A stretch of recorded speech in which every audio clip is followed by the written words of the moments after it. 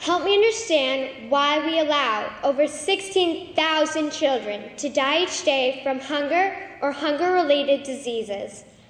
Help me understand why it is acceptable for the 0.1% to control majority of global resources, while 6 million children die of starvation every year.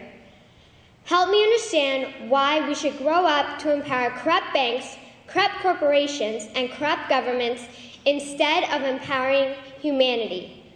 Please explain to me why we should value power and profit instead of people.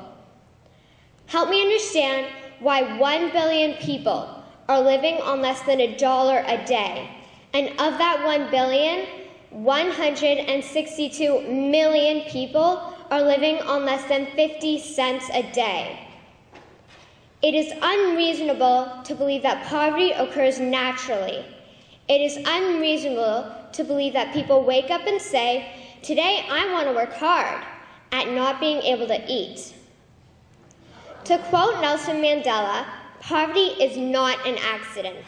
Like slavery and apartheid, it is man-made and can be removed by the actions of human beings.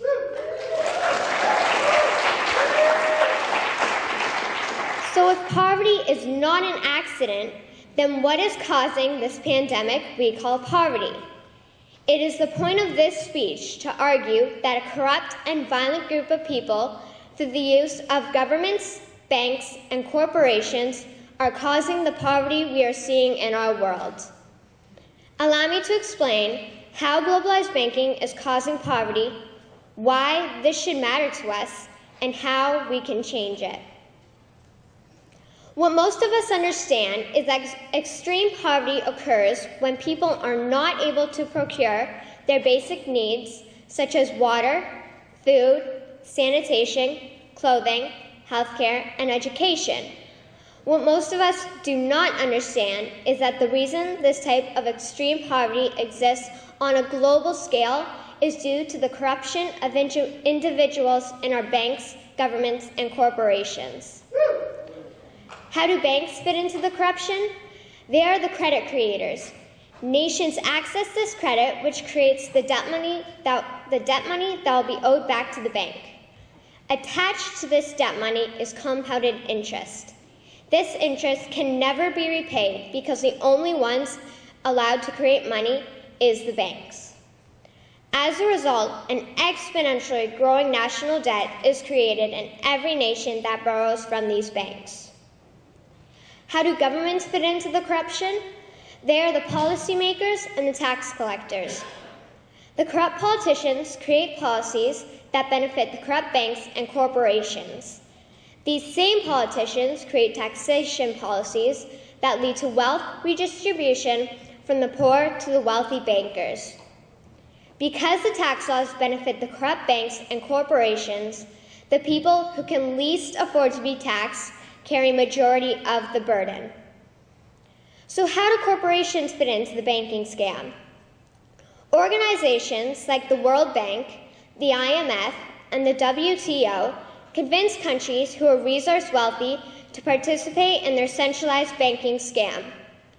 Government leaders who will not support the banks are forced out and new leaders are put in. These leaders are paid to participate to the detriment of their country. These countries are then destroyed through the looting of their resources, the enslavement of the people, and the denial of benefiting from the profits derived from their own country's resources.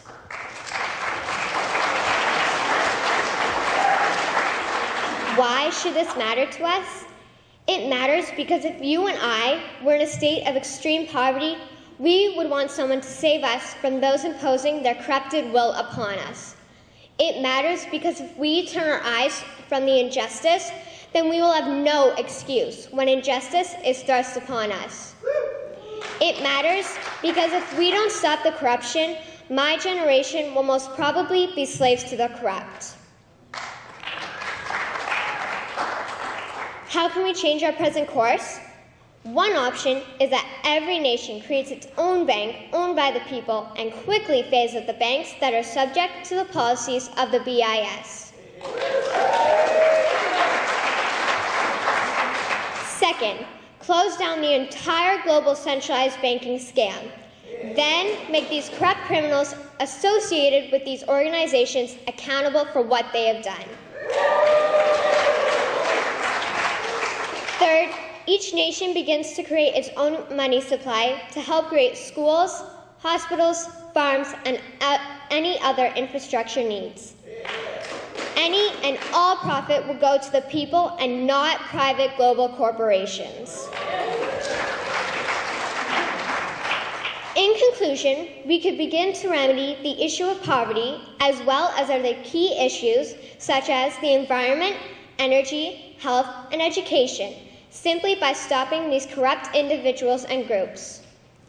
Albert Einstein once said, "The world as we have created it is a process of our thinking. It cannot be changed without changing our thinking." So let us change our thinking on governments, banks, and corporations so we can eradicate extreme poverty. Thank you.